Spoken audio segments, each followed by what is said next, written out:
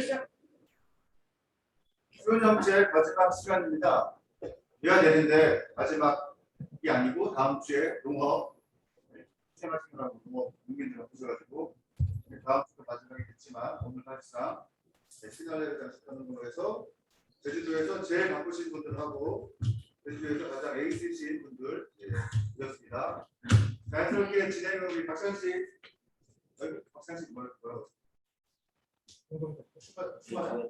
박상식 부부님을 모시고 시작하도록 하겠습니다. 2차 박수 시작하겠습니다.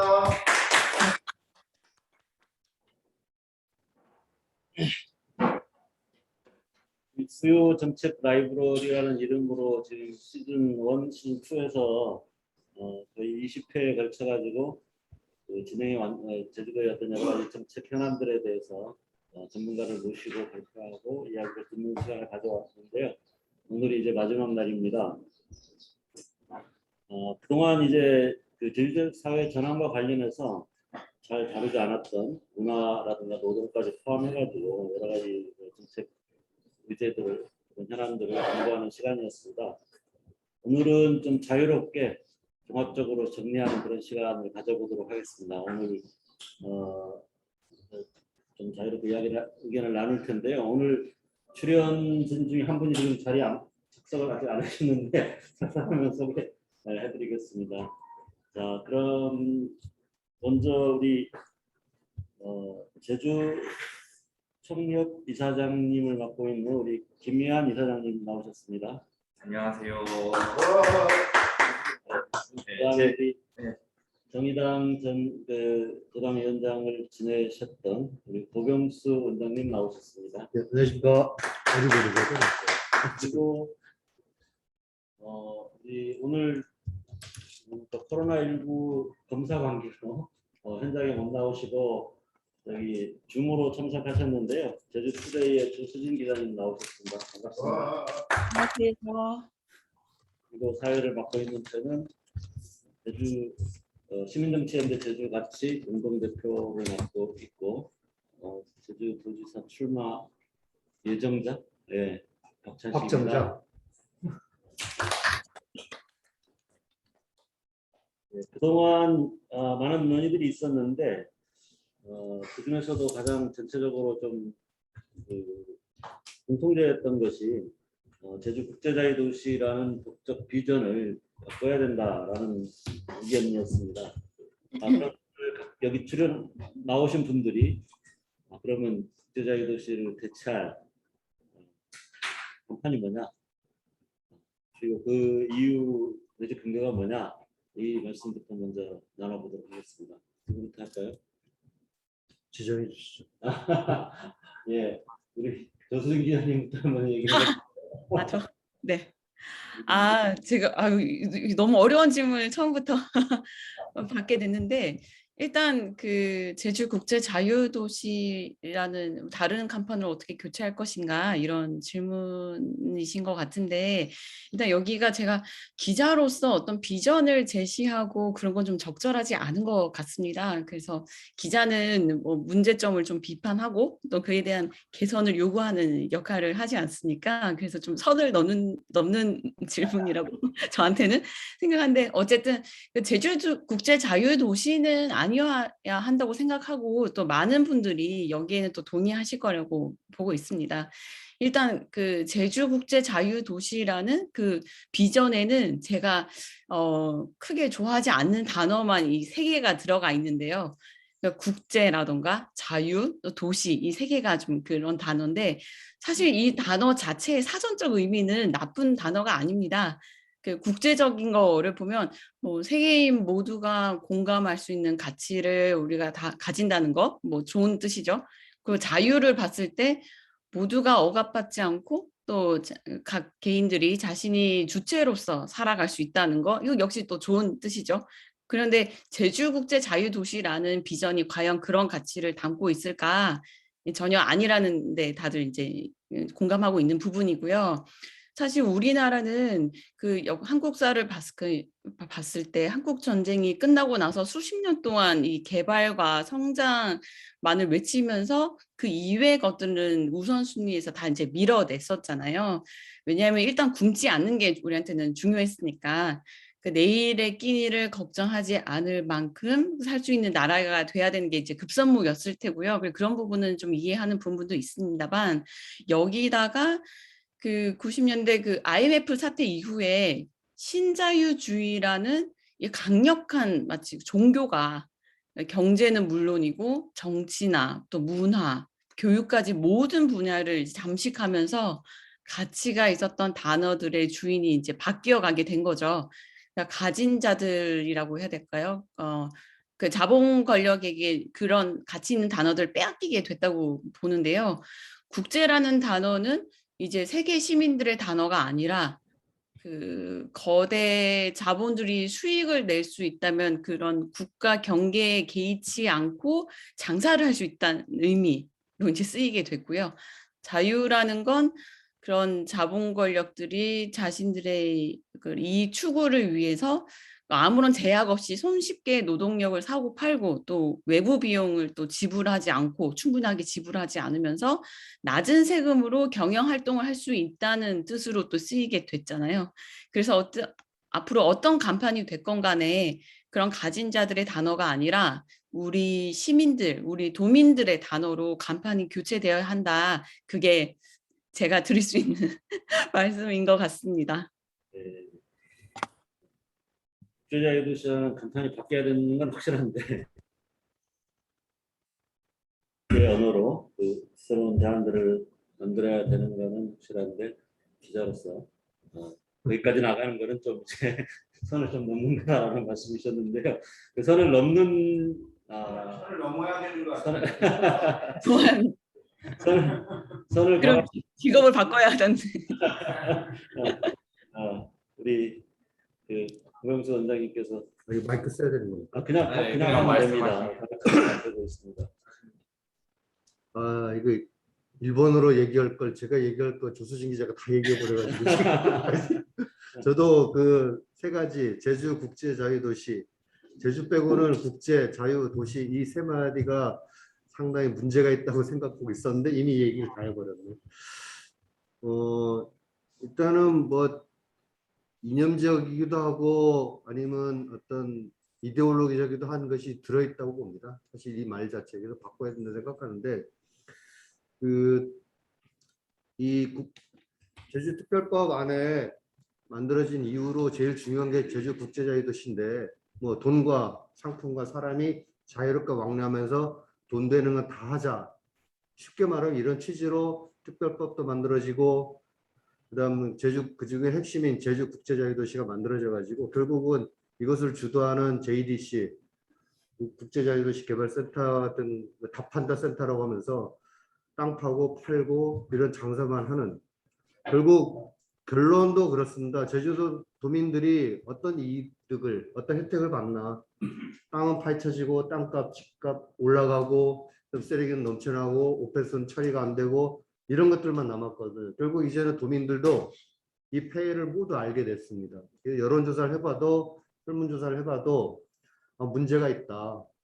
이런 경지에 이르렀기 때문에 이제는 이 특별법조차도 바꿔야 되고 그래서 제주 국제자유도시는 제가 선거 때 총선 때도 말씀드렸습니다만 없애야 된다. 아예 없애고 차라리 새롭게 개칭하고 그 내용을 만들든지 이렇게 해야 된다 주장했는데 정말 제주도의 가치를 살려나가면서 뭐 이게 시쳇말로 돈도 되고 도민들도 행복하게 살 수 있는 그런 곳을 만들어야 되는 취지로 바꿔야 됩니다. 굳이 제목을 바꾸자면은 뭐 제주 국제자 빼자. 제주 생태평화 도시 또는 제주 생태평화의 섬. 물론 나중에 좀 예쁘게 엣지 있게 바꾸는 거는 도민들의 의견을 모으는데 그런 취지로 가야 되지 않을까 그렇게 생각합니다. 그게 사실 안 해서 그렇지 지금 땅 파고 뭐 개발하고 하는 건 쉬워요. 정치인들도 뭐 도의원이든 국회의원이든 도지사든 그러면은 당장 눈앞에 뭐 바꿔지는 게 보이고 돈도 되니까 좋아 보이긴 하지만은 길게 바라보면 우리 후손들, 우리 뭐 바로 자식들에게 물려줄 수 있는 게 없습니다. 관광이 되겠습니까? 뭐 농사가 되겠습니까? 집 땅값이 올랐는데 결국 물려줄 수 있는 기반을 만들어 주는 거는 생태와 평화를 지켜나가면서 제주도의 멋을 간직해 나가면서 그걸 뭐 어떤 관광 상품 한다든지 여러 가지 것들을 만들 수 있거든요. 제주도는 그런 걸로 해서 보려고 오는 거지 건물 하나 보려고 오는 게 아니거든요.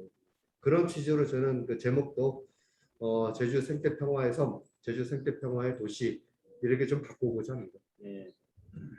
우리 그 김희한 이사장님한테 먼저 마이크를 드릴까 앞에서 너무 많이 얘기를 해버리네요. 그래서 저도 예. 전지 기사님이랑 네. 고병수 사장님이랑 너무 제가 공감하고 제가 준비했던 이야기들 다 먼저 해주셔가지고 먼저 하는 게 우선이에요.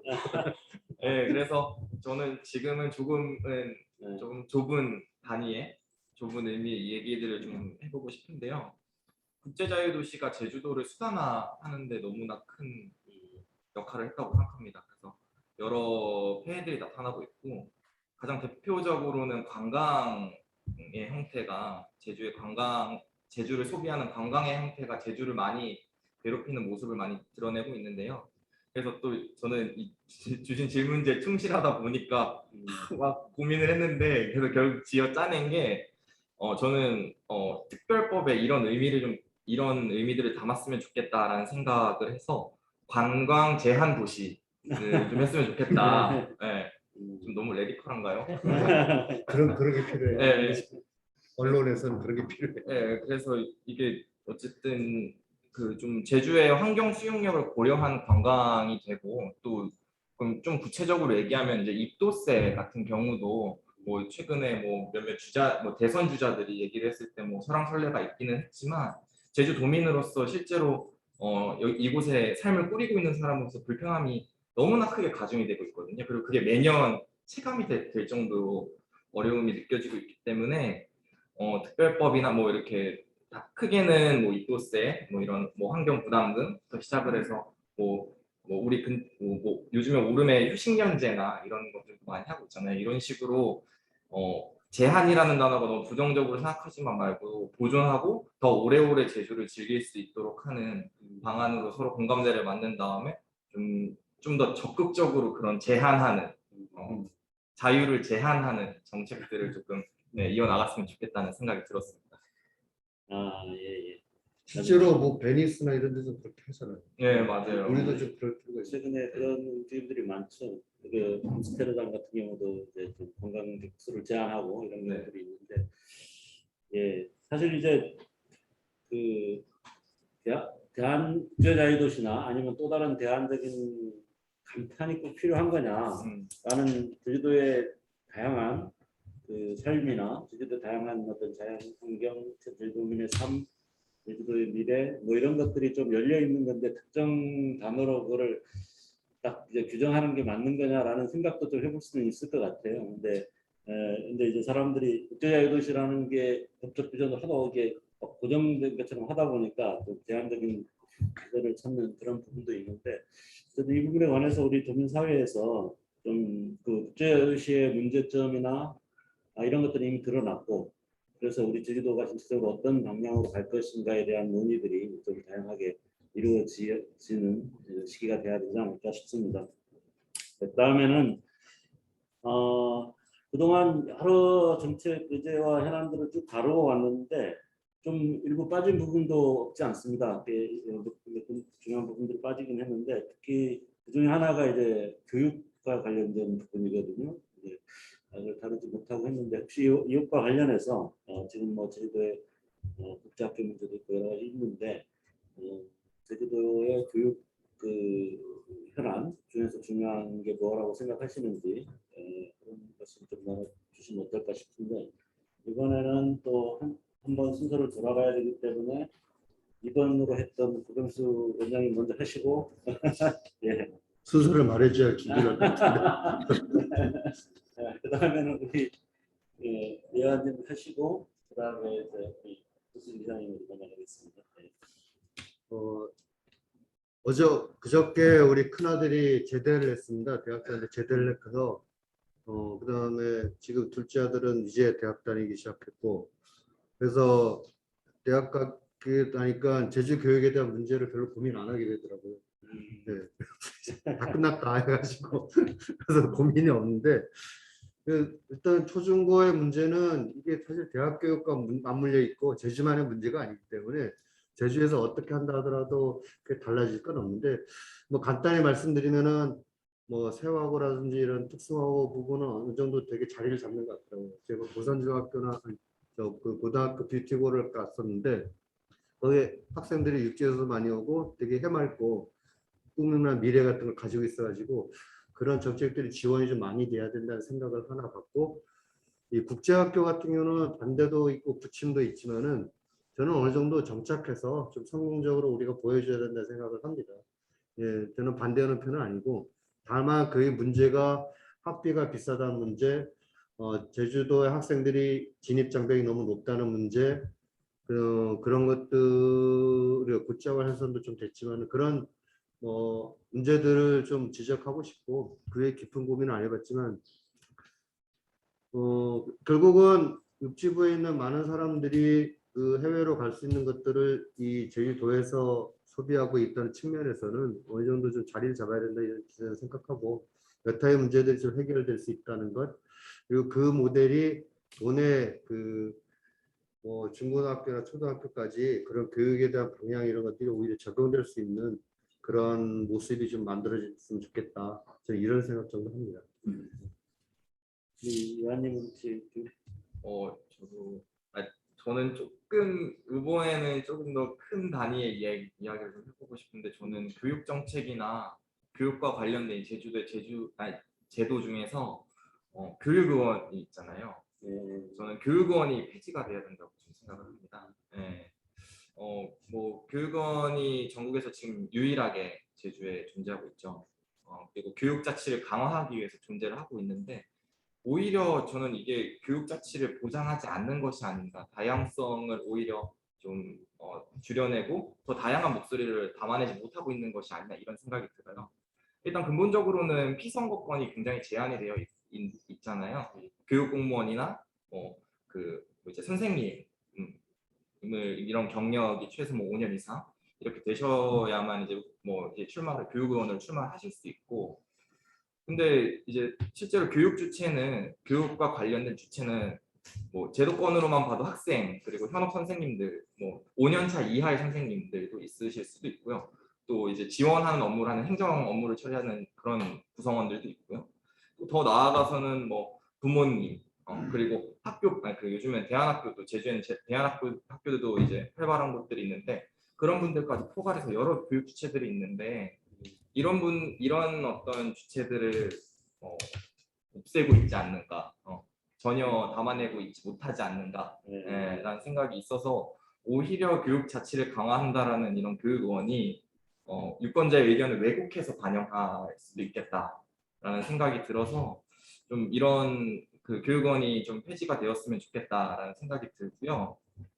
또 조금 더 이게 교육원 얘기가 나와서 제가 교육원에 대한 문제의식을 좀 갖고 있었어서 이걸 이어서 조금 더 얘기를 하자면 교육원이라는 게 이제 책임보다 권한이 크게 돼 있습니다. 예, 그러니까 교육의원이라고 이제 지역구나 이런 것도 아예 일반 도의원과는 전혀 별개로 되어 있잖아요. 예, 그렇게 되어 있고 근데 일반 도의회에서 본의의 표결이나 이런 데에서는 일반 도의원처럼 똑같이 한 표를 행사하고 있습니다. 이런 거는 권한과 책임의 괴리가 저는 크다고 보고요. 이런 거는 좀 큰 문제가 있지 않은가 이런 생각이 들어서 교육원 폐지가 좀 됐으면 좋겠다 이런 생각을 가지고 있습니다. 왜 폐지 안 된 것 같아요? 죄송합니다. 나도 궁금해서. 지역에서도 얘기가 안 된 건 아니고 몇 번 된 것도 같고 최근에는 참여환경연대 이런 시민단체도 몇 년 전부터 헌법소원이나 이런 걸 한 게 있는데 좀 편하게 말씀드리면은 그 시민사회 안에서나 이 안에 그 교육의원 이제 교육 지금 당사자들 교육 공무원분이나 이런 선생님분들의 이쪽에서는 동의하지 않으시는 면들이 있는 것 같아요.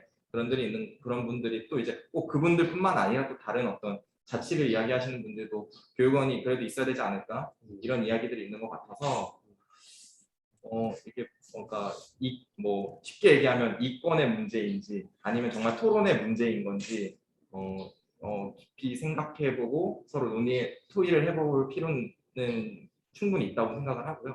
이제 다만 저는 그 안에서 좀 해지가 됐으면 좋겠다라는 좀 분명한 생각을 가지고 있는 거예요. 그러니까 조금 뭐 원칙적인 문제도 있고 현실적인 문제도 있는 것 같아요. 그러니까 원칙적으로는 지금 교육위원이 이제 교육 공급자만이 이제 피선거를 갖는 그러니까 교육 수요자들의 다양한 의견들이나 이런 것들이 더 반영되지 못하는 교육과 관련해서 이런 문제가 있는 것 같고 또 현실적으로는 이게 그 현직에 있는 분들도 또 안 되기 때문에 퇴임한 선생님들 위주로 되고 그러면서 좀 지난번 같은 경우도 5개 선거구 중에서 4개가 무투표로 단독 후보 무투표로 당선됐잖아요. 그래서 그런 부분들도 좀 현실적인 문제도 좀 고민해야 되지 않나라는 생각이 듭니다. 앞으로 좀 이 교육위원 제도가 제주도의 교육과 관련해서 어떤 그 의미라 부정적이든 긍정적이든 어떤 의미가 있는지도 한번 고민을 해봤으면 좋겠고요. 뭐 30초만 짧게 예. 교육위원 문제는 안 건드려 그랬는데 예, 말씀하셔가지고 사실을 우리가 정의롭다 내지는 선이다 얘기를 하면은 강직하게 거기로 나갈 수 있는 게 시민사회단체나 조직의 역할이거든요. 근데 사실 솔직히 말하면은 전교조를 중심으로 해가지고 일부 교육단체들이 이 교육위원 제도를 찬성을 하고 있습니다. 왜? 아까 말씀드렸잖아요. 이권이 문제이기 때문에 자신들이 진출할 수 있는 길이기 때문에 이거는 사실 잘못된 겁니다. 도민들도 반대하는 것이 많고 그런 것들이 모아지면은 그것도 받아야 되는데 그렇지 못하는 게 좀 안타깝습니다. 약간 난 아마 욕 먹을 거예요. 약간 선을 왔다 갔다 하는 것 같습니다. 네, 우리 조수진 기자님은 혹시 교육과 관련해서 좀 하실 말씀 있으신가요? 네. 네, 저도 교육원 제도를 지금 준비를 해왔는데 참 난감합니다. 이게 진짜 처음 하는 게 좋은 거네요. 아니 근데 진짜 앞에서 말씀하셨던 부분 많이 이제 겹치는 부분이 있어서 저는 그 겹치는 부분을 일단 빼고 그 덧붙이는 정도로만 그 수준에서만 좀 이제 말씀을 드릴게요. 그 말씀하셨듯이 그 교육의원들이 그 제주 교육 자체를 위해서 지금 존재하는 제도라고 이제 취지가 그렇잖아요. 이 사람들이 교육 관련한 법안을 만들어내거나 그 과정에서 좀 적극적으로 교육 전문가들이 참여를 해서 교육 자체에 더 도움이 되도록 그렇게 위해서 있는 제도인데 이게 과연 그러면 제주 교육 자치가 실현되는 데 기여를 한 부분이 있는가에 대해서 평가가 지금까지 제대로 이루어진 적이 없었던 걸로 알고 있거든요. 이때까지 그 제도 자체의 문제에 대해서만 우리 지적을 하고 말씀하셨듯 위헌 소지에 대해서 이제 논의를 하고 하긴 했는데 과연 이들이 만들어낸 법안이라던가 참여했던 법안이 교육 자체에 얼마나 그 기여를 했는지 그거를 꼼꼼히 따져봐야 하는데 이런 부분들은 이제 앞으로 뭐 언론인들도 열심히 나서서 해야겠죠. 그 부분이 이루어지지 않는 점이 문제인 것 같고 그 교육위원들이 교육 자치를 위해서 혁신이나 변화를 이제 꾀해야 하는 자리인데 사실 제주교육위원들은 좀 보수화한 경향이 있잖아요. 그래서 그래서 앞에서 또 말씀하셨듯이 교육자치에서 가장 중요한 주체는 학생들일 텐데 이 학생들을 위해서도 얼마나 노력해야 하는가를 좀 살펴보면은 작년만 해도 올해였나요? 작년에는 그 학생 인권을 높이기 위해서 이제 만들어진 조례가 있잖아요. 거기에서 과연 이들이 입장이 어땠나를 봤을 때 학생 인권을 높이기 위해서 나온 조례고 또 학생들이 스스로 또 이걸 원한다고까지 해서 적극적으로 참여했던 조례인데도 이 의원들이 그 당시 입장이 일부 개신교 단체 입장을 무시할 수 없다면서 이걸 좀 후퇴시키는 그런 모습을 보여주지 않았습니까? 이런 모습들이 과연 교육 자치를 이끌어 나가는 이들의 모습인지에 대해서 상당히 좀 의문을 품었었고요. 그러니까 거기다가 여기 또 아까는 제주 사회 현안에 대해서 찬반을 논의할 때 이들이 거기에 대해서 표를 던질 수 있는 권한에 대해서 또 지적을 해주셨는데 사실 그것 자체에 대해서는 제가 크게 반대를 하지 않는 입장이거든요. 당연히 그 제주 사회에서 교육계 관련 사람들이 그들의 입장에서 그 사회 현안들을 어떻게 바라볼 것인가에 대해서 뭐 입장을 내고 하는 거에 대해서는 크게 반대하지 않습니다. 근데 문제는 이분들이 지금까지 되게 중요했던 제주 사회 현안에서 캐스팅 보트 역할을 하는데 언제나 보수 진영 측 목소리에 힘을 실어줬던 거가 좀 문제가 된다고 볼 수 있거든요. 그러니까 이념에 왔다 갔다 하는 게 아니라 진짜 교육자 입장에서 교육계 입장을 대변할 수 있어야 되는데 그게 아니라 보수 진영 쪽에 항상 목소리를 냈었다. 그러니까 그게 저는 사실 가장 큰 문제라고 생각을 하고요.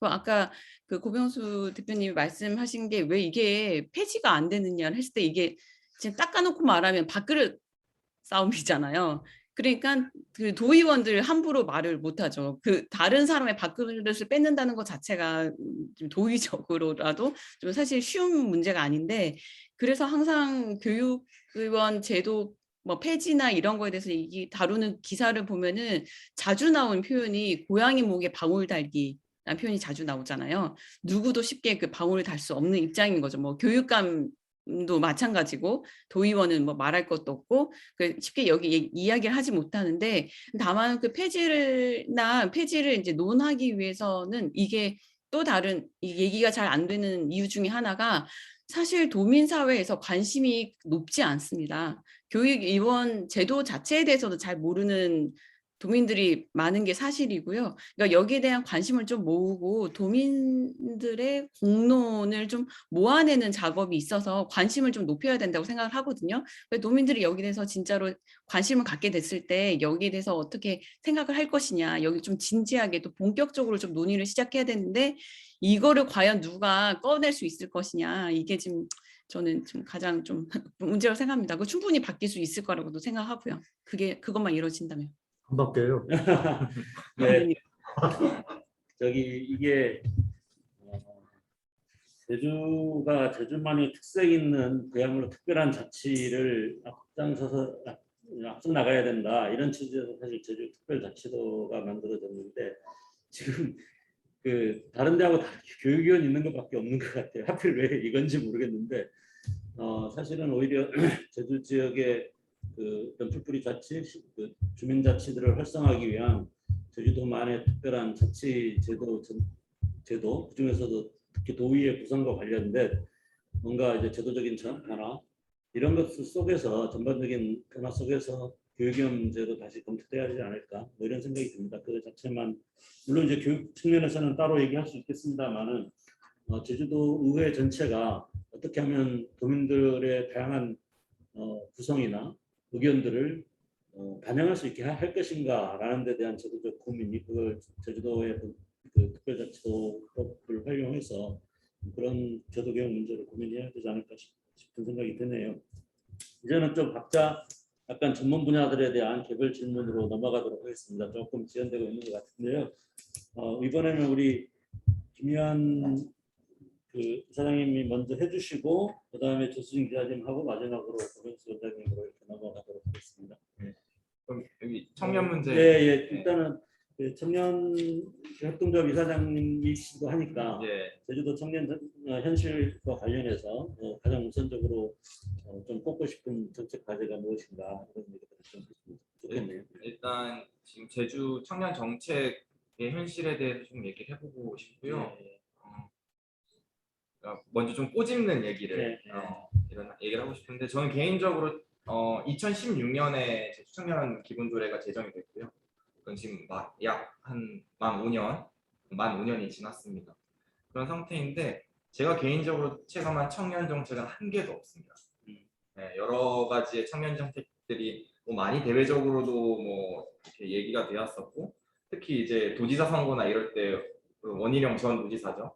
이런 어떤 청년 정책에 있어서 내가 이렇게 열심히 했다 이런 얘기들 많이 하셨는데 저는 개인적으로 한 개도 체감한 게 없습니다. 아무리 생각해도 그러니까 제주 청년 정책은 그 방향성은 포퓰리즘 그 이상 그 이하도 아니었다라는 그동안의 청년 정책에 대한 좀 평가를 하고 싶고요. 청년 문제는 이제 사회 구조적 문제인데 그러니까 그 우리나라의 역사에서 압축 성장 그리고 아까 처음에 조수진 기자님 얘기하셨던 압축 성장 그리고 신자유주의 역사에서 이런 병리적 형상들이 이제 2010년대 초반부터 막 청년들한테 막 드러나는 것들 것들이었다고 생각해요. 청년 문제라고 대두됐던 것들이. 그래서 뭐 반값 등록금 문제, 뭐 주택 문제, 지금도 아마 마찬가지 OECD에서 청년 자살률이 뭐 1위고 뭐 또 올해 너무나 놀라고 참 그런 얘기였는데 왜곡된 공정에 대한 문제까지 이렇게 지금 청년 문제가 이어지고 있는데 이건 사회 구조적인 문제가 결국 청년이라는 어떤 이런 판에서 드러나고 있는 거거든요. 근데 이런 배경이 있는데 이런 배경을 얼마나 제주 청년 정책이 담아내고 있는가라고 생각을 했을 때 전 전혀 담아내고 있지 못한다고 생각합니다. 그래서 굉장히 청년 정책에 대한 기대가 되게 없어서 그동안의 태도나 또 이제 뭐 그래서 좀 어떤 과제들이 어떤 청년 정책들이 있었으면 좋겠다 이런 생각도 잘 안 됐는데 그래서 좀 고민을 해서 두 가지 정도 얘기를 해보고 싶은데요.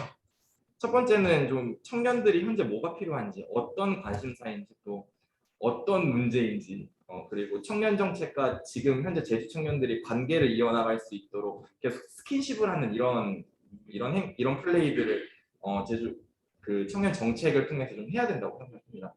지금 그냥 너무나 청년 정책 따로 있고 여기로 오세요. 여기 자리가 열려 있어요. 오세요. 근데 저게 뭐야? 왜 갑자기 저게 뭐래? 그래서 서로 되게 이질적인 관계거든요. 그래서 좀 이런 게 있었으면 좋겠다고 생각을 하고 좀 그리고 구체적으로는 청년 주택 공급이 청년의 대상으로 한 주택 공급이 조금 적극적으로 이루어졌으면 좋겠다고 생각하는데요. 이제 제주 청년의 현실을 좀 단적으로 보여주는 그 통계가 항상 요 몇 년 전 두 개가 있습니다. 하나가 청년의 그 제주 청년 소득이 전국에서 가장 낮습니다. 소득이 뭐 청년뿐만이 아니죠 이거는. 그리고 청년들이 부담하고 있는 주거비 수준이 전국에서 서울 다음입니다. 뭐 서울은 당연히 말할 것도 없고, 근데 제주는 그러면 소득도 낮은데 주거비 부담은 제일 높다. 근데 이제 집이라는 건 주택이라는 건 아주 기본적인 공간이잖아요 삶에 있어서. 근데 이런 것들 제주에서 보장하지 못한다 그러면은 당연히 서울로 가려고 하는 청년들, 육지로 가려고 하는 청년들 붙잡을 수가 없을 거라고 생각을 하고요.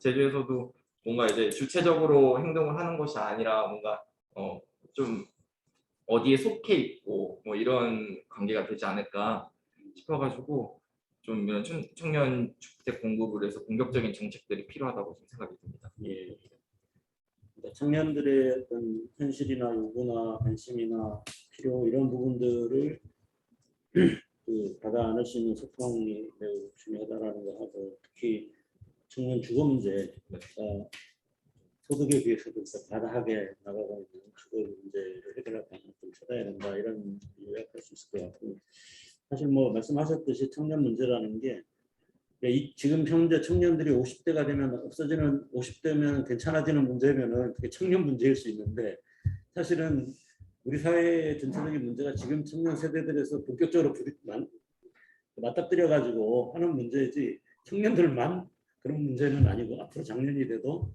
똑같이 겪을 문제들이기 때문에 청년 정책으로 해결돼야 될 문제와 우리 사회의 어떤 전체적인 그 흐름을 바꿔야 되는 문제가 이제 맞물려 있지 않을까 이런 생각을 하게 되네요. 그 다음에는 이제 잠깐만 아니 이게 좀 시간이 시간 정해지 뭐. 그래서 다음에는 주제가 좀 바뀌는 거라서 우리 다음 농업 문제와 관련해서 우리 교수님의 의견을 좀 들어보려고 하는데요. 왜냐하면 지금 제주 투데이에서 불끈 농업입니까? 그런 제목으로 이제 기획 취재를 하고 계신데 혹시 제주 농업에서 제일 먼저 바뀌어야 되는 게 무엇일까? 우리 교수님의 의견을 좀 들어보겠습니다. 이번 질문도 상당히 어려운 질문인데 그 제주투데이에서 지금 진행하고 있는 그 농업 기획이 저희가 짧게는 3년에서 길게는 5년까지 바라보고 지금 시작을 한 거거든요. 그래서 이제 진짜 정말 겨우 첫 단추를 이제 막 풀기 시작한 단계인데 제가 좀 비전문가이기도 한 제가 좀 농업에 대해서 뭐라고 말씀을 드릴 수 있을까 또 굉장히 또 조심스럽습니다. 일단 질문하신 부분이 제주 농업에서 가장 먼저 바꿔야 하는 것인데요.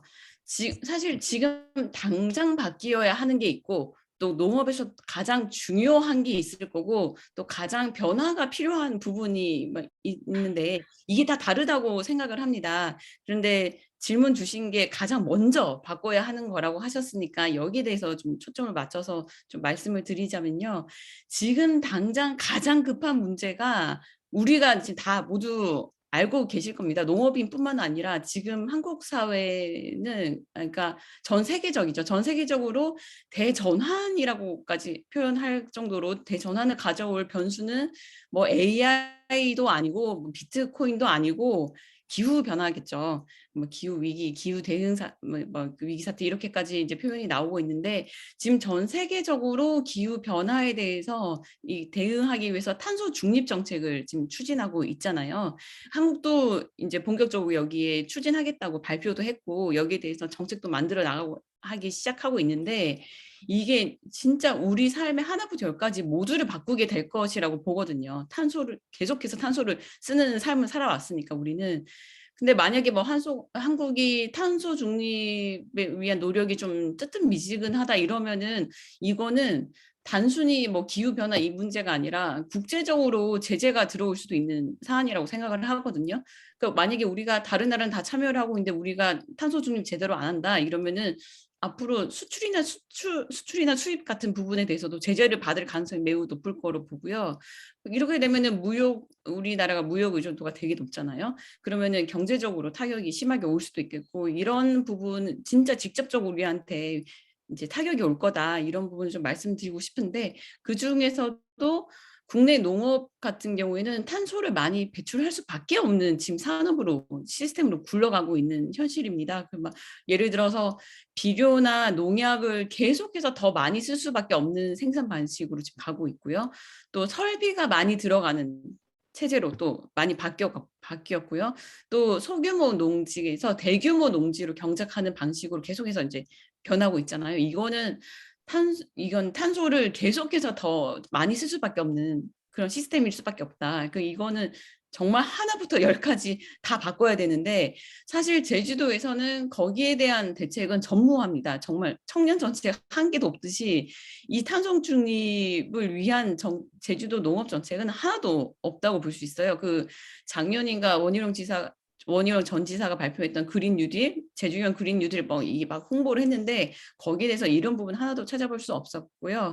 하루빨리 여기에 대한 대책이 빨리 나와야 되고 지금 당장 고민하고 내놔야 되는데 정말 이래도 되는 걸까 싶을 정도로 너무 관심이 없어서 이게 좀 많이 걱정입니다. 네, 걱정으로 마무리를 하게 되네요. 네.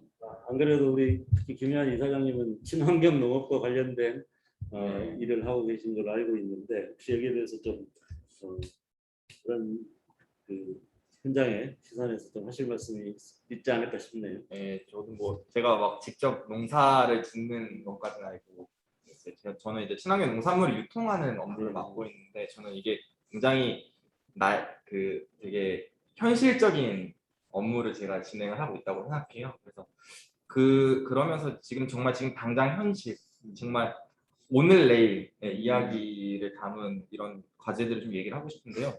일단 판로에 대한 얘기를 하고 싶어요. 친환경 농산물. 네. 뭐 친환경 농산물이 건강한 먹거리를 제공한다. 뭐 기후 위기 대응에 있어서 큰 의미를 가지고 있다. 이런 이야기를 지금 많은 시민들도 공감을 하고 있고 정책적으로도 그런 이야기들 정치인이나 행정이나 뭐 나라에서도 많이 얘기를 하고 있어요.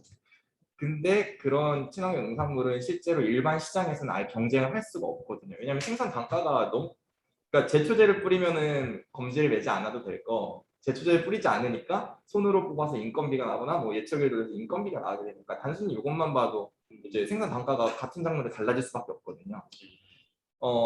그래서 이거를 일반 지금 시장 경제에서 해석해낼 수 없으니까 공공 영역을 통해서 이제 판로 확대가 저는 필요하다고 생각을 합니다. 이미 그 공공 영역을 통해서 친환경 농산물을 많이 되고 있고요. 이제 이런 배경을 좀 살펴보자면 이제 건강한 좀 생애 주기를 만들겠다는 이제 국가의 이제 보건 정책이랑 또 그리고 환경 보존이나 안정적인 친환경 농업을 위해서 이런 친환경 농업을 육성하는 정책들 이 두 개의 이해관계가 맞아서 공공 영역이라는 시장을 만들어내서 그 친환경 농산물은 이제 우리가 알고 있는 뭐 한살림, 뭐 자연드림 이런 아이프 뭐 이런 생협과 더불어서 공공 영역에 가장 많이 공급이 되고 있어요. 근데 아직 지금 수준의 공공 영역의 시장, 뭐 급식이나 이런 곳인데 그래도 아직 부족합니다. 그리고 그렇게 아까 그 친환경 농업의 중요성을 얘기하면은 좀 더 적극적으로 공격적으로 확대할 필요가 있는데 그 더 많은 사람들이 친환경 농업에 유입이 되어야 되는데 지금 정도의 공공 영역 시작이면은 택도 없습니다. 네, 택도 없습니다. 그렇기 때문에 뭐 최근에 뭐 그 제주는 이미 친환경 학교 무상급식을 하고 있죠. 근데 지금 서울, 경기도 하고 있는데 다른 지자체까지도 확대를 해서 국가가 중심을 뭐 이렇게 힘을 좀 줘서 확대를 시켜야 되고 뭐 임산부꾸러미 사업 같은 것도 이 친환경 농산물 공공 영역의 시장으로 조금 지금 만들어져 가고 있는데 올해 기재부에서 예산을 잘랐대요. 내년 예산을. 네, 그래서 이런 것들도 조금 보장을 해서 이제 건강한 세계 주기도 이제 시민들한테 제공을 하면서 친환경 농산물을 생산한 생산자들도 같이 좀 상부상조할 수 있는 이런 판로에 대한 정책이 있었으면 좋겠다고 생각을 하고요. 제가 할 말이 많네. 하나 얘기했습니다. 그리고 이제 아까 조수진 기자님 얘기하셨다시피 기후 위기에 대한 이야기를 하고 싶어요. 저번 주인가 보니까 JTBC에서 정읍에서 한라봉이 나고 이제 강원도에서 사화가 나고 있다라는 뉴스가 났어요. 네. 근데 이거는 정말 우리 삶의 대전환처럼 자연스럽게 지금 제주에서 많이 생산되는 작물들이 다 그 북부지방 올라가고 있거든요. 남부지방의 것이 이제 강원도 쪽으로 올라가고 있고. 근데 이러면 아예 제주는 경쟁력이 사라집니다. 일단 운송비라는 비용이 있기 때문에 아예 경쟁력이 사라질 수밖에 없고 그렇다 그러면 현실적으로는 다른 작물을 새로운 작물을 재배하거나 실험을 할 수가 있어야 되는데 이제 우리가 새로운 작물을 짓는다라는 건 뭐 기계를 새로 사서 차를 새로 사서 움직이게 하는 그런 정도의 수준이 아니잖아요. 그래서 이런 시간을 보장해주고 그리고 기대고 안정적이게 만들어줄 수 있는 이런 정책들이 현실적으로 필요하다고 생각을 하고요. 정말 그런 정책 한 개도 없습니다. 굉장히 정말 놀랄 만큼 한 개도 없고요. 그렇기 때문에 제주도에서는 굉장히 적극적으로 큰 그림을 바라보고 친환경 농업을 육성하려는 정책을 만들려는 의지를 가져야 됩니다. 나도 하고 싶으면 많은데 못하게 할 것 같아요. 한마디만 찾고 있어요. 예. 그러니까 지금 어쨌든 친환경 농업의 시장을 확대하는 그러니까 공공 영역을 적극적으로 개척하거나 아니면 정책적인 차원에서 유도해 나가는 부분이 있고, 그다음에 이제 기후 변화에 따른 이제 작물 변화나 이런 부분에 적응할 수 있는 시간, 이제 그 시간을 벌어줄 수 있는 어떤 지원, 뭐 이런 부분들이 좀 시급하다라는 말씀인 것 같습니다. 저는 사실 그 친환경 전환도 마찬가지인 것 같아요. 그러면 이제 우리 이제 고명수 원장님이 막 할 얘기가 많아서 얘기 드리긴 한데 그래서 어제 본인 전공 얘기를 좀 해야 될 것 같습니다. 나도 농업 얘기 하고 싶은데. 본인 질문을 받고 나서 한마디 하시고 가셔도 되겠습니다. 뭐, 지금 이제 제주 영리병원 논쟁이 이제 끝나지 않았더니 아직도 끝나지 않고 이제 지속되고 있는데 이제 코로나19를 거치면서 공공의료 확충 이제 강화에 대한 이게 중요성이 많이 부각되고 있는데 그것을 위해서 제주도에서 가장 이제 중요한 첫 번째 정책 과제가 있다면 어떤 걸 볼 수 있는지 우리 의료 현장에 계신 전문가께서 전문가로서 말씀해 주시면 좋겠습니다. 저는 그냥 의사로서 현장에서 일하는 의사라기보다는 정치하는 의사이기 때문에 다들 인정하시잖아요. 그래서 이런 고민들을 좀 많이 했습니다. 정책적으로. 그냥 병원에만 있으면 이런 고민 안 해요. 환자 많이 오길 바랄 뿐이지. 근데 제도 문제를 들여다봤더니 이 좋은 그 환경에 왜 사람들이 전부 원하는 그런 건강한 제주도를 만들지 못할까, 이게 너무 안타깝습니다. 비만율, 당뇨, 고혈압, 중풍 뭐 이런 것들이 너무 많은 그런 상황이 되는 거는 뭐 여러분도 다 아시겠지만은 이 정책을 조금 몇 개 들여다보면은 일단 제주도가 건강한 사람들이 사람들이 건강하게 사는 섬을 만들기 위해서는 첫 번째 예방적인 측면, 건강하게 만드는 것들이 되게 중요할 거고 상식적이지 않습니까?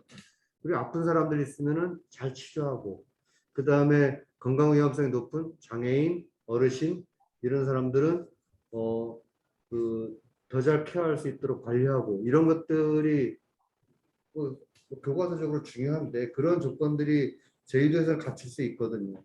근데 못하고 있는 게 왜일까? 딱 하나입니다. 정치가 모자라서. 저는 그렇게 판단을 해요. 왜냐하면 도지사 만나서 얘기해보고 도의원 만나서 얘기해보고 누굴 만나서 얘기해봐도 귓구멍으로 넣지도 않고 그냥 하면서 넘어가는데 됩니다. 하나하나 얘기를 들어볼까요?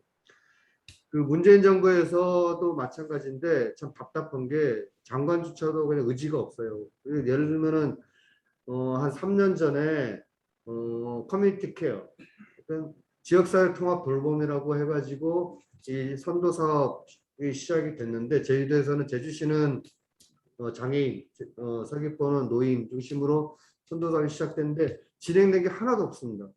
계속 연구까지만 회의만 해. 나도 가봤는데 이거는 모델링을 시작해가지고 이 넓은 지역을 커버를 못합니다. 이런 것들은 한 리단이 몇 개 리단이 하나든지 몇 개 묶어 시범적으로 그걸 집중해서 만들어낸 다음에 전도로 확산을 해야 되는데 제가 도에 만나보고 국장, 과장 다 만나보고 얘기를 해도 못 알아듣고 계속 회의만 해요. 지금 3년을 넣었습니다. 이런 식의 장애인 취지 문제도 그렇고 그다음 여기 아동들 이거 달빛 어린이 병원이라고 있는데 그 사실 박원순 시장 때 제가 제안해가지고 만들어서 보건복지부에서 시행이 된 건데 애들이 밤에 동쪽 서쪽에 병 좀 취약지구지 않습니까? 의료 취약지구인데 아프면 응급실밖에 못 가요. 결국은 그들도 커버할 수 있고 지역사회에서 잘 주민들의 건강을 위해서 활동할 수 있는 것들을 만들어낼 수 있는데 그건 그 서귀포에서 양 시장이 있을 때 준비하기 시작했지만은 그런 것들을 다 하면은 취약한 그런 건강 취약한 분들에게도 도움이 될 수 있는 여러 가지 정책들이 제주도에서 주체제도도 마찬가지로 도에서 시행을 할 수 있어요. 돈도 많이 안 들어갑니다. 그런 것들을 할 수 있는 조건이 있는데 불구하고 못하는 것. 지역사회 통합 돌봄에 대한 도지사나 국장들의 이해가 낮아요. 없어. 정치인들이 관심이 없어. 우리 건강 문제를 이런 식으로 취급하기 때문에 제주도가 이렇게 뭐 건강 문제가 많이 있음에도 불구하고 그리고 더 좋은 어떤 삶을 누릴 수 있음에도 불구하고 못한다는 걸 생각합니다. 그래서 정치가 바뀌어야 된다. 도지사도 바꾸고 그다음에 정치도 바꿔야 제대로 이런 것들을 실행할 수 있는 그런 힘을 가질 수 있다 이렇게 생각합니다. 그렇지 않고서는 앞으로 50년 안에 건강한 제주도 못 만들어요. 저는 그냥 그렇게 부정적으로 생각합니다. 이왕 얘기 시작하신 게 결국 이거는 정책이 없는 게 아니라 정책은 충분히 있는데 정치가 문제다라는 얘기인데 의지가 없어요. 사실 이제 그렇으면 실제로 이제 아무리 좋은 정책들이 있고 중요한 정책들이 있어도 이게 정치적으로 실현되지 않으면 그 현실이 되게 어려운데 사실 이제 내년에 지금 지방선거가 대통령 선거도 있고 그다음에 이제 지방선거도 눈앞에 왔는데 지금 굉장히 이제 보수 양당 중심의 정치 구도가 오히려 더 고착화되는 경향이 있고 이런 속에서 이제 진보 정치 세력의 입지가 좀 약화되고 있는데 이 우리 진보 정당들 그리고 이제 지역의 어떤 민중단체나 시민사회 단체를 포함해가지고 우리 풀뿌리 진보 정치 세력의 과제 그러면 그걸 전체적으로 풀어나가기 위한 정치 세력 형성이라든가 뭐 어떤 과제들이 정치적 과제들을 어떻게 풀어나갈 것인지 어떤 정치 경험도 있고 하니까 먼저 얘기를 해야 될 것 같네요.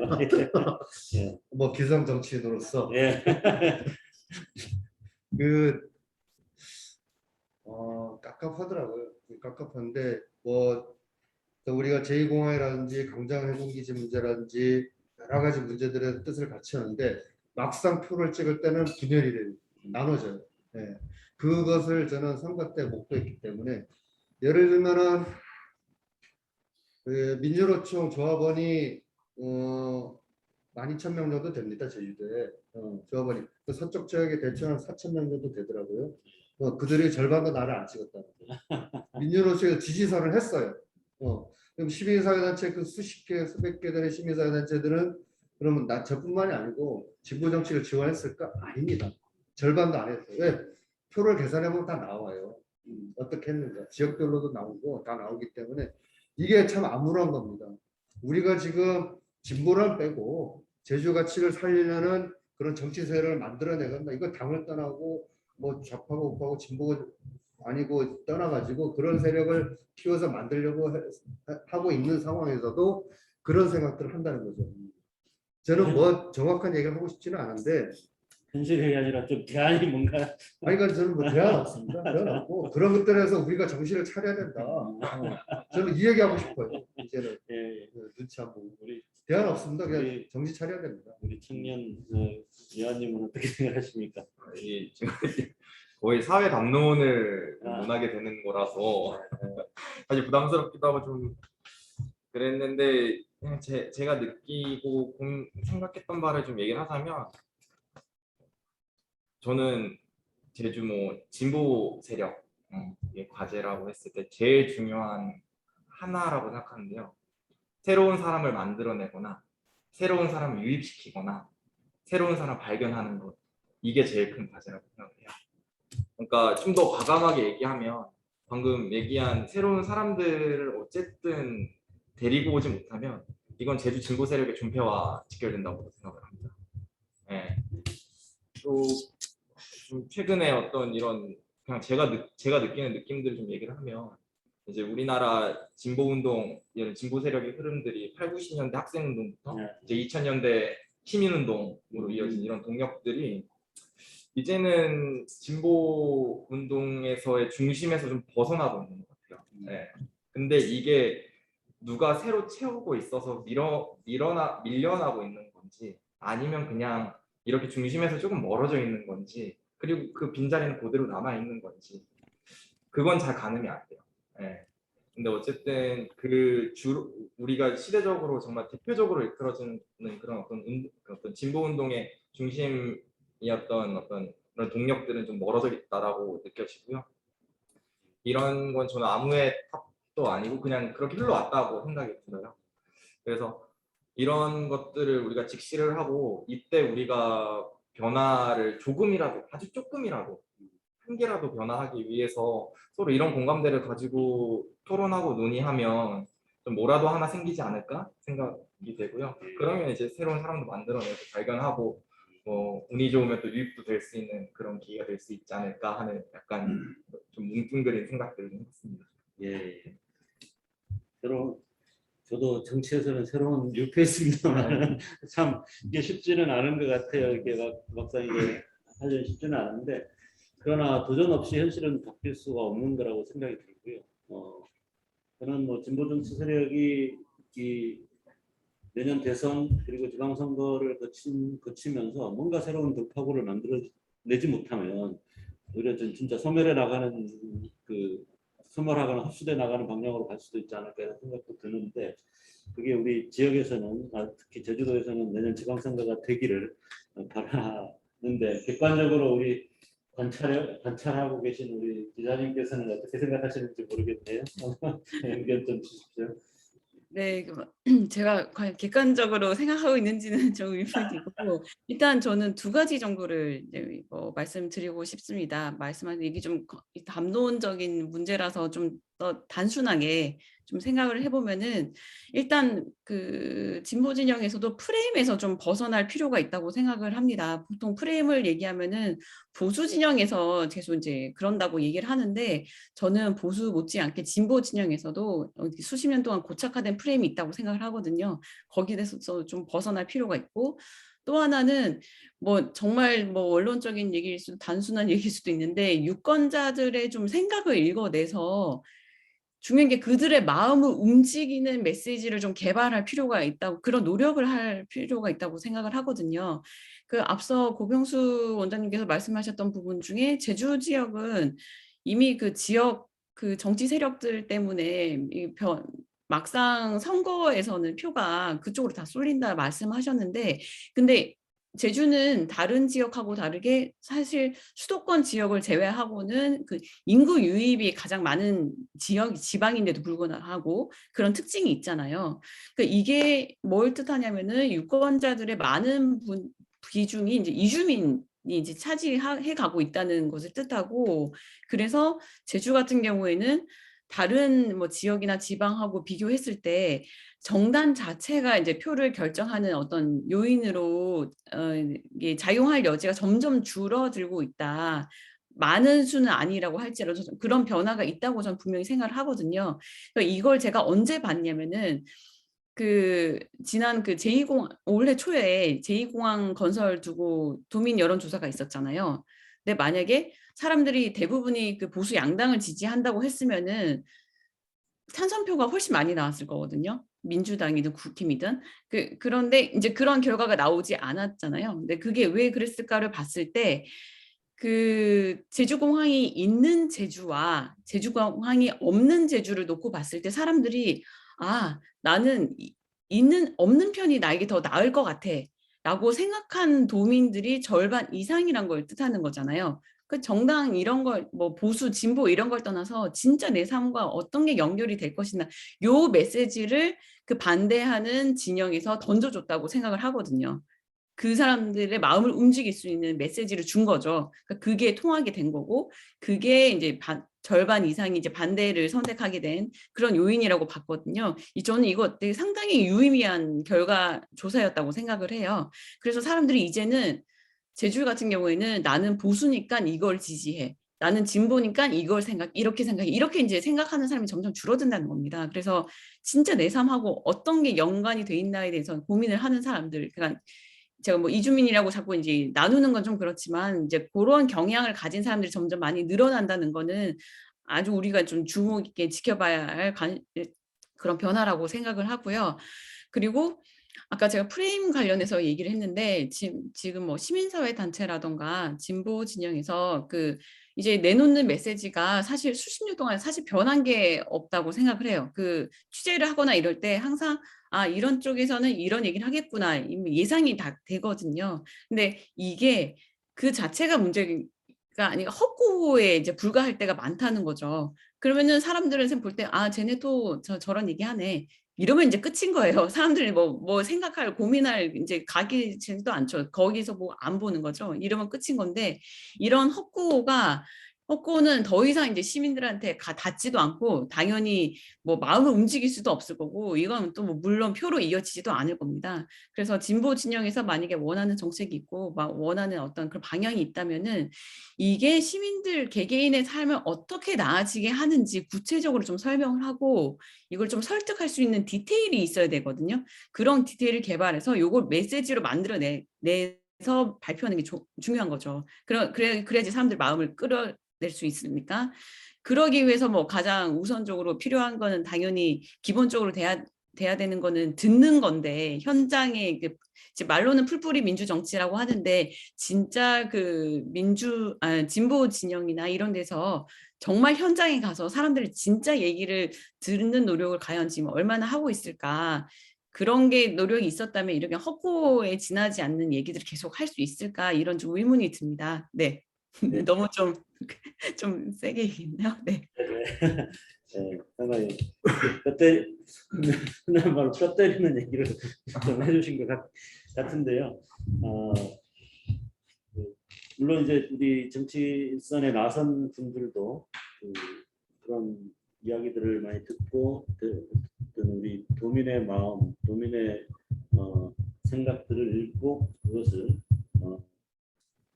해내거나 그런 메시지화 해내는 이런 노력들이 이제 필요하다는 말씀 주셨고 우리 기자님께서도 그런 유권자들의 생각을 잘 전달할 수 있었으면 좋겠습니다. 네. 이제 좀 시간이 많이 경과된 것 같은데 좀 짧게 좀 그 다음 질문 넘어가도록 하겠습니다. 우선 우리 고병수 원장님한테 먼저 묻고 여기 나온 김유한 사장님 그리고 조승희 기자님 다시 돌아가려고 하는데요. 우리가 지금 아까도 이제 여러 차례 얘기가 나왔습니다만 기후 변화 혹은 기후 위기에 대해서 굉장히 지금 그 시대의 어떤 그야말로 시대의 의제가 돼 있는 상황이잖아요. 우리 여기서도 이제 이유준 선생님 모시고 한번 강의도 듣고 했습니다만은 고병수 원장님도 최근에 거기에 대해서 굉장히 이제 관심을 가지고 열심히 또 공부하고 토론하고 하신 걸로 알고 있는데 제주 지역 기후 위기 대응 정책과 관련해서 꼭 필요한 중요한 과제가 있다면 어떤 것이 있을지 말씀 좀 해주시면 좋겠네요. 뭐 한마디로 그 기후 위기는 이 총괄적인 문제입니다. 뭐 전기 자동차만 어떻게 하고 뭐만 어떻게 하고 이게 아니고 총괄적인 문제이기 때문에 우리의 생활 속에서 뭐 하는 거, 그다음 농업 분야, 그다음에 공업 분야, 그다음 그 전기 자동차, 그다음에 에너지 저장 장치 이렇게 모든 것들을 통합적으로 이루어야 되는데 기존 그 도정책에서는 전기 자동차 중심의 어떤 것만 했다는 거죠. 이게 성공을 이룰 수가 없습니다. 탄소 줄어들지도 않았어요. 전기 자동차 늘어났지만 그러한 생각들을 하면서 정책에 좀 통합적으로 바라보면서 정책을 만들어야 된다. 저는 이런 생각을 합니다. 그냥 그 정도로 간단히 마치고요. 예. 뭐 추가하면은 기후위기 문제는 정말 심각한데 그 심각성을 그 도에서는 도민들에게 좀 홍보를 못하고 있다. 이 정도로 좀 생각을 하면서 안타깝습니다. 기후위기가 사실 그 유럽이나 쪽에서는 거의 한 20년 가까이 지금 주요 의제로 쭉 왔는데 우리 같은 경우는 사실 이게 본격적인 의제가 된 게 지금 한 2, 3년도 안 되는 이런 상황인 것 같습니다. 지금 근데 문제 자체는 지금 너무나 심각하고 너무나 급박하게 다가와 있는데 이걸 어떻게 할 거냐라는 부분에 대해서 우리가 좀 더 적극적인 고민과 그 실천이 좀 필요하지 않을까 싶고요. 여러 가지 사실 지역 좀 세대가 바뀌면서 사실 이제 여러 가지 이슈들이 이제 뭐라 그럴까요? 좀 잠재돼 있던 이런 이슈들이 이제 많이 떠올랐는데 그 중에 하나가 또 우리 전도 문제 중에서 또 성소수자 문제잖아요. 위원님께서 그동안 이제 그 제주 퀴어 축제라든가 이런 데도 연대도 하고 해오신 걸로 알고 있는데 지역사회 성소수자 문제가 어떤 상황인지 아니면 그 중에서 꼭 우리가 짚어야 될 부분이 있다면 어떤 건지 말씀해 주시면 좋겠습니다. 예, 뭐 저도 퀴어 문화 축제를 함께했던 기억들이 많이 나고요. 너무 즐겁고 재밌었던 기억도 나는데 정말 선명하게 기억이 나는 건 정말 진심으로 마음을 다해서 혐오를 얘기하는 사람들이 기억이 나요. 네. 정말 정말 예. 완전 마음 깊숙이 완전 정말 진심인 거예요. 그 사람은 이게 내가 뭘 막겠다라는 뭐 이런 목적성이 있는 게 아니라 아니 진짜 하지 말라고 막 저를 막 그 애절한 눈빛으로 본 사람들, 전 그런 사람들 기억이 나요. 근데 이제 어떠한 경우에도 혐오와 차별을 기반한 배제는 있을 수가 없잖아요. 그러니까 우리가 민트 초코맛 초콜릿을 좋아할 수도 있고 안 좋아할 수도 있고, 그러니까 이런 거일 수 있는 건데 그렇게 이제 혐오와 차별이 정말 제 눈앞에서 진짜 사람을 상처 주고 이러려고 막 눈앞에서 여러 가지 일들이 일어나는 게 저한테 너무 충격적인 일이었어요. 그래서 그때부터도 뭐 지금도 그렇고 계속 그런 왜 그랬을까, 뭐가 그럴까 그런 생각들이 계속 나는데 결국에 저는 이 사회가 혐오와 차별을 용인하고 있다고 생각이 들더라고요. 그리고 최소한의 도덕이라고 많이들 얘기하는 이런 법에서도 전혀 이런 혐오와 차별에 대한 이야기는 하지 않았고요. 그러니까 우리가 도둑질을 하지 말라고 하는데 사회에서 아무런 처벌도 없고 또 이제 법으로도 뭐 아무런 뭐 이렇게 대가가 없다라고 하는 건 이거는 어폐가 있는 거잖아요. 어폐가 있는 건데 그래서 결국에는 저는 차별금지법이 먼저 제정이 돼야 된다라는 생각이 굉장히 들고요. 그러니까 그 차별금지법을 통해서 이제 성적 지향을 포함한 이제 모든 혐오와 차별이 옳지 않다라는 이런 기준이 사회적으로 좀 빨리 생겼으면 좋겠다고 이런 생각을 합니다. 지금 차별금지법이 이렇게 상정은 돼 있죠. 예, 뭐 여러 의원들이 또 발의도 하셨다고 하고 그렇다고 하는데 뭐 전혀 논의는 되고 있지 않다고 하더라고요. 종교단체 때문에 좀 한두 개 항목이 배제된 채 아마 통과될 수 있는 점이. 이게 무슨 개별 하나의 이슈라기보다는 전체적으로 혐오와 차별에 대해서 좀 엄격해지고 그 사회 전체가 좀 관용적으로 갈 수 있는 그런 것들을 만드는 게 중요하다는 말씀인 것 같습니다. 우리 개별 질문으로는 마지막인데요. 우리 오수진 기자님 이제 언론 현장에 계신데 특히 지금 제주 인터넷 신문 기자 협회장 역할까지 이제 하고 계신데 지금 제주도에 그 언론사가 등록 언론사가 100여 개가 넘는다고 그러는데 혹시 지역 언론의 어떤 혁신이라든가 개혁을 위한 과제 여기에 대해서 혹시 고민하시는 게 계신지 말씀해 주십시오. 네, 그 제주도뿐만 아니라 아마 국내 언론사 기자들은 다들 뭐 비슷한 고민을 할 거라고 생각을 합니다. 특히 지역 언론사들은 그 지금 생존의 문제에 직결하고 있기 때문에. 근데 사실 뭐 오랫동안 언론인으로서 수십 년 동안 활동하신 선배들도 있고 또 전문가들도 많은데 제가 뭐 언론의 개혁과 과제를 이야기한다는 게 또 정말 조심스러운 부분이 있는데요. 그래서 언론이 어떻게 바뀌어야 한다는 뭐 그런 말보다는 언론이 어떻게 하면 바뀔 수 있는가에 좀 초점을 두고 좀 생각을 해봤거든요.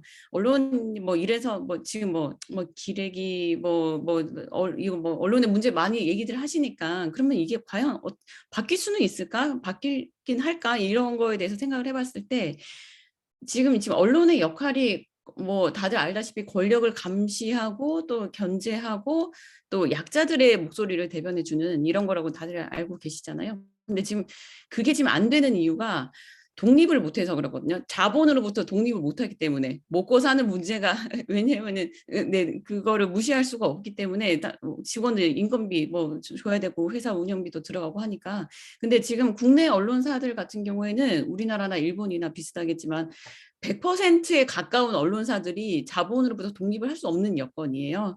그러니까 자체적으로 뭐 상품 팔고 이런 회사가 아니기 때문에 수익 구조가 없기 때문에 이게 당연한 거고 그래서 광고 기사도 쓰는 이런 병폐까지 나타나게 되는 거고 그러다 보니까 기사 자체가 지금 점점 이제 상품으로 변하고 있죠. 사람들 클릭 유도하기 위해서 마치 시장에 나온 그 상품처럼 변해가고 있는데 이거를 해결하기 위해서는 가장 근본 무조건 이제 필수적으로 변해야 되는 게 수익 구조, 안정적인 수익 구조가 있어야 된다는 건데 그러면 언론사가 무슨 장사를 할 것이냐 이런 것도 아니고 그래서 지금 활발히 논의되는 부분이 미디어 바우처 제도라고 해서 이거를 도입하자는 얘기가 이제 활발히 나오고 있죠. 굉장히 좀 유의미한 제도라고 생각을 하고 이번 간단히 설명드리자면은 정부가 국민들한테 그 일정 금액을 쿠폰처럼 제공을 하면은 뭐 2, 3만 원이다 제공을 하면은 국민들이 그러니까 뉴스를 소비하면서 이 기사 좋았다 이러면은 뭐 몇천 원 후원할 수 있고 이런 식으로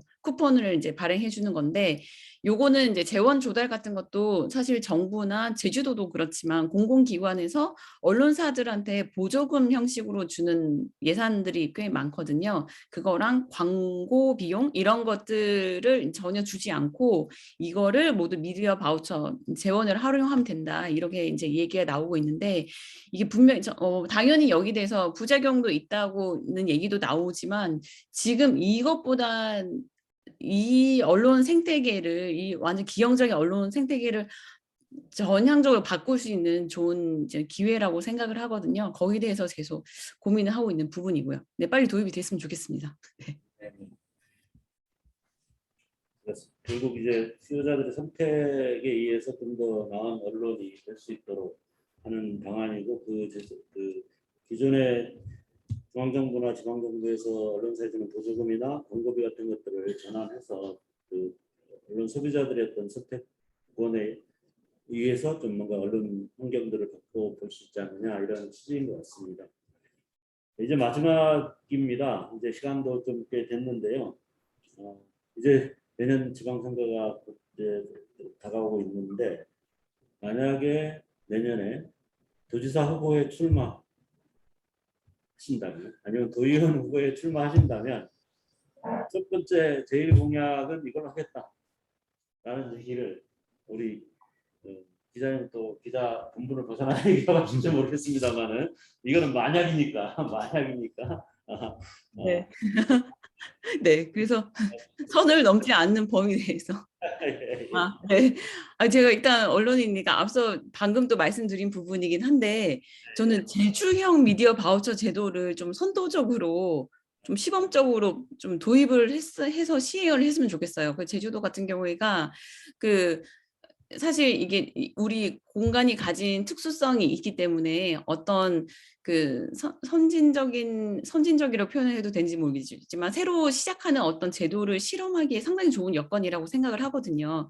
그리고 마구잡이로 시도를 하면 안 되겠지만 좀 요 미디어 바우처 제도를 제주형에 맞게 해서 한번 시범적으로 한번 실험을 해봤으면 좋겠습니다. 그 이게 실험이 성공하느냐 마느냐에 따라서 사실 실패한다고 해도 거기서도 우리가 배울 점이 있으니까 그런 부분들은 국내 언론 생태계를 바꾸는 데도 상당히 유의미한 작업이 될 거라고 생각하고요. 네, 딱그 선을 넘지 않은 정확한 본인의 그 영역, 활동 영역과 관련된 공약을 주셨네요. 우리 김현 이사장님은 어떤 공약을 하고 싶습니까? 이거 제가 고민이 이것도 많이 됐는데 저는 이제 제가 불편을 많이 느끼고 제가 좀 많이 느끼는 것들이 해결이 됐으면 좋겠다고 생각이 들어서 제가 꼭 얘기하고 싶었던 게 저는 대중교통 개편이 됐으면 좋겠어요. 네. 그러니까 이게 지금 준공영제를 운영을 하고 있잖아요. 그러니까 이게 겉으로 드러나는 것만 먼저 말씀드리면 매년 1,000억씩 제조 쓰고 있는데 원래는 109억 정도가 이렇게 나갔어. 100억 정도가 매년 나가다가 17년부터 이제 준공영제가 됐는데 그러면서 매년 1,000억씩 이제 그 버스회사에 들어가고 있대요. 근데 모든 노선이 적자래요. 모든 노선이 적자래요. 근데 뭐 적자일 수도 있죠. 공영제고 이러니까 시민들한테 편의를 제공하고 충분한 서비스를 제공한다면 그럴 수 있다고도 생각을 하는데 전 제가 버스를 많이 타고 다니는 사람으로서 진짜 너무 불편하거든요. 예, 그러니까 이런 대중교통이라는 거는 이렇게 뭐 그 병이 있으면 큰 돌, 작은 돌, 그리고 모래까지 해서 이렇게 꽉 채우는 그래서 뭐 간선 버스 뭐 이렇게 먼 지역을 다니는 버스 뭐 동에서 동을 다니는 버스, 동 안에서 돌아다니는 버스, 뭐 그게 뭐 지하철이 될 수도 있고 트램이 될 수도 있고 뭐 이런 여러 가지 어떤 그 수단을 통해서 촘촘하게 대중교통이 구성되어 있어야 되는데 제주는 너무 거점 중심으로만 이제 대중교통이 되어 있다 보니까 실제로 그러니까 정말 이 시내권 구제주, 신제주, 뭐 서귀포 아니면 여기에서 뭐 촌이랑 오고 가는 이 정도의 노선이 아니면은 뭐 어디를 놀러 갈 수도 없는 정말 실정인 거예요. 그래서 저도 이제 차가 필요하겠구나. 차가 사고 싶다 막 이런 생각이 들거든요.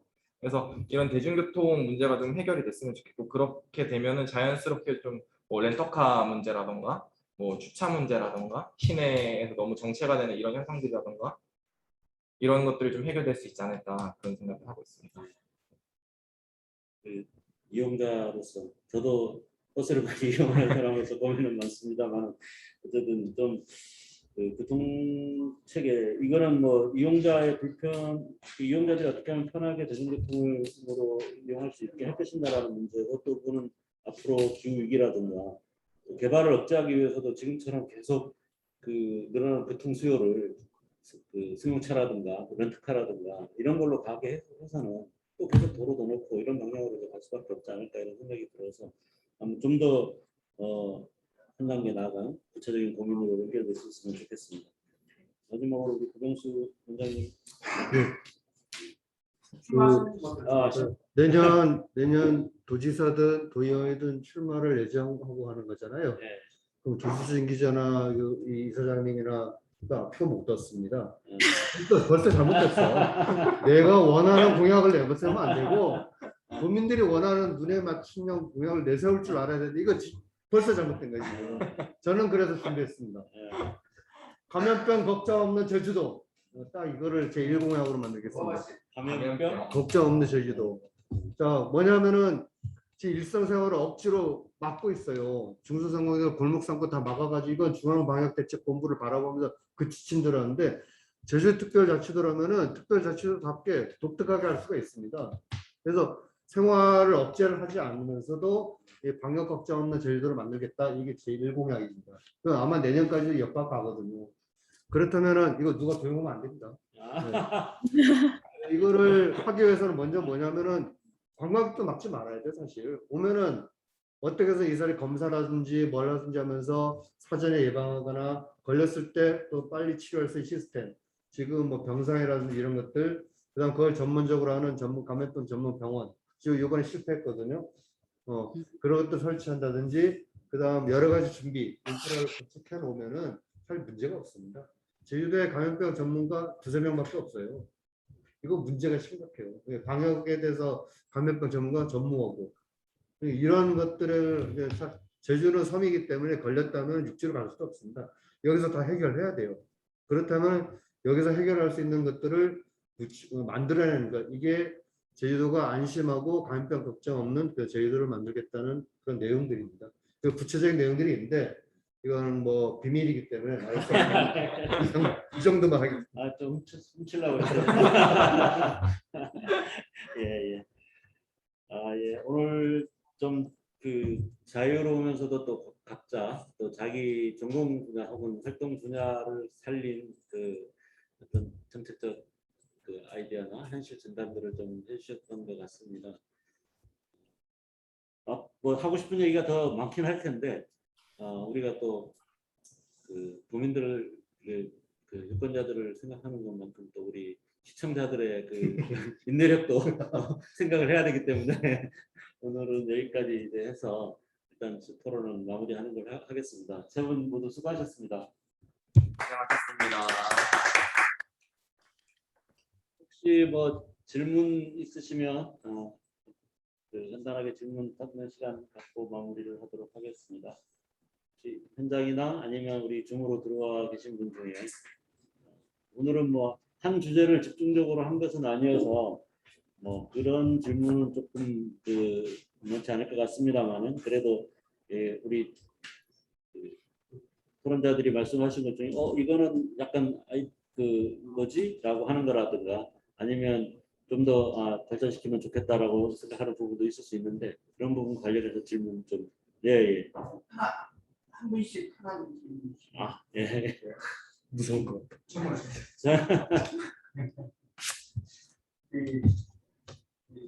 구병수 원장한테 아까 이제 여러 이제 질문했던 문제와 관련된 몇 가지만 시성경 뭐 정치 인물인데 얼마 안 돼가지고 기성.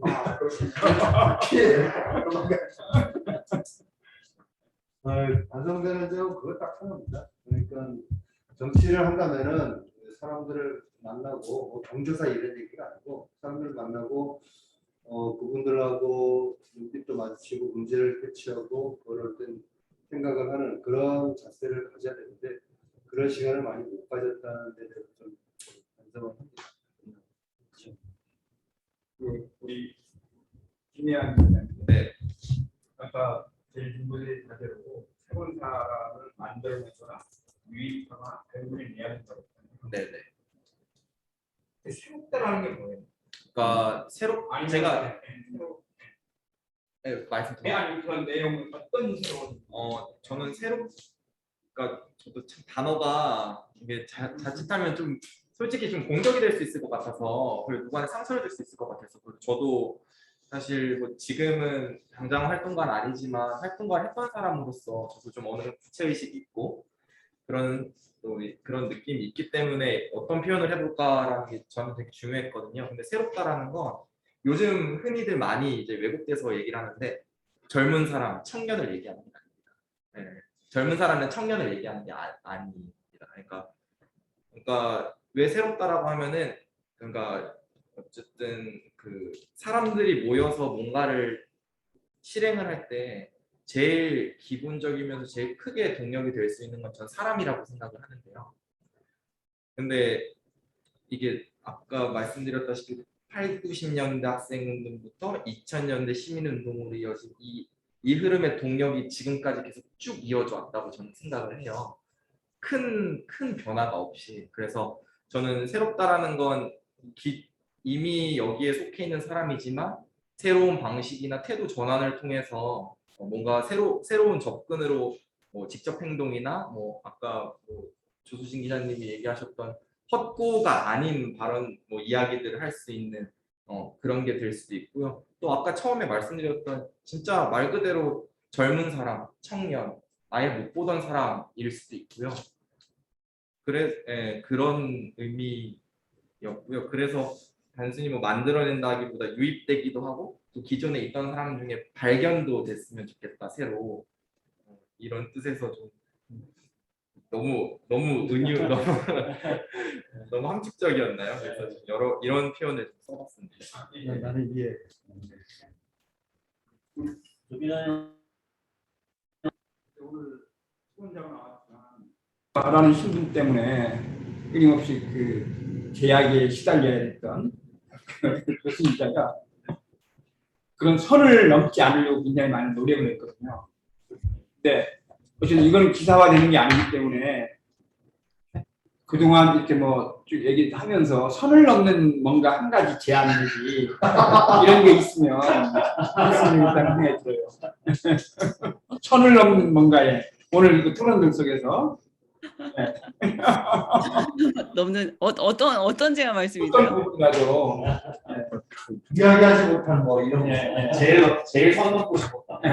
아, 제일 선 넘고 싶었던 거요. 아, 저 근데 이거 얘기하면은 아, 저는 사실 내년 선거가 정말 많이 기대가 되거든요. 뭐 걱정보다는 기대가 많이 돼요. 어떤 사람들이 어떤 선택을 할지에 대해서 되게 기대를 많이 하고 있는데 그 이 상황에서 지금 진보 진영에서 나온 후보들, 도지사나 도의원 모두 그분들의 지금 이제 현재까지 이제 공식화된 그런 정책들 이런 걸 봤을 때 많이 아쉬웠습니다. 왜냐하면은 이게 좀 그냥 좀 자유롭게 하지만 선을 많이 넘지 않은 범위 내에서 좀 말씀을 드리면 저는 항상 저 같은 경우도 사실 뭐 정치 문제나 사회 문제에 관심을 갖게 된 게 10년도 안 돼요. 그 전까지는 저도 뭐 진보니 보수니 이런 거에 관심 없었고 정치 이런 거에 관심 없던 사람이었다가 어떤 이제 우연한 계기로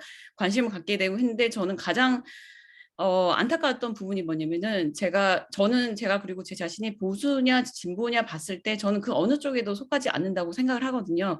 그냥 제가 살면서 제가 우선적으로 두는 가치가 몇 개가 있는데 그게 어떨 때는 보수랑 맞을 때도 있고 어떨 때는 뭐 합리적 보수나 뭐 진보랑 맞을 때도 그냥 그런 경우였어요. 근데 항상 제 이제 마음을 움직였던 건 뭐냐면은 그래서 뭘 어떻게 할 건데 라고 했을 때 거기에 대해서 가장 구체적이고 직접적인 얘기를 해줄 수 있는 그런 이제 정치인이나 이런 데 제가 마음이 가게 됐거든요. 뭐 아까 예로 들었지만 제2공항 같은 경우에도 저는 제2공항 자체에 대해서 찬성이다 반대다 이런 게 아니었고 진짜 제2공항이 있을 때 내 삶은 어떻게 됐을까 내 삶과 계속 연결해서 저는 생각을 해왔거든요. 언론인이지만 그 언론인으로서 이제 그 부분에 대해서 계속 생각을 해왔었고 그 부분에 대해서 보수라는 사람이 이제 어떤 얘기를 하는지 뭐 일자리 뭐 어떻게 진보 진영에서 어떤 얘기 이런 걸 들었을 때 제 나름대로 판단해서 아 없는 게 낫겠구나 이런 과정들이 다른 시민들도 전혀 다르지 않다고 생각하는데 근데 정말 아쉬웠던 게 진보 진영에서 처음에는 어떤 식으로 접근을 했냐면은 그냥 무조건 안 된다 그러니까 프레임을 짜고 들어오는 거죠. 그렇게 되면은 이미 우리는 그러니까 그런 태도가 어떤 거냐면은 이미 그런 많은 사람들을 배제하는 거거든요. 같이 들어와서 가치를 얘기해보자 해서 이게 아니라 항상 지금까지 많은 이제 진보 진영의 분들이 취하는 태도가 같이 얘기하자가 아니고 우리 얘기는 이래. 너도 생각이 같으면 우리 편 아니면 아니야. 이런 제가 그런 모습들을 많이 봐왔어요. 그게 너무 안타깝더라고요. 그래서 심지어 저랑 가치를 추구하는 가치를 같이 하는 부분에 있어서도 그런 모습을 볼 때면 저는 거부감이 들게 되더라고요. 그런 부분이 너무 안타깝고 그런 부분들을 좀 이렇게 많이 깰 수 있는 그런 노력들이 좀 있었으면 좋겠습니다. 제가 당사자가 아니라서 이렇게 또 이 말씀을 드려도 되는지 모르겠는데 또 조심스럽게 말씀드리느라 좀 말 전달이 잘 됐는지 모르겠는데 그런 부분들이 내년 선거에서는 좀 많이 보였으면 좋겠어요. 대표님 들려고 하는데. 아니.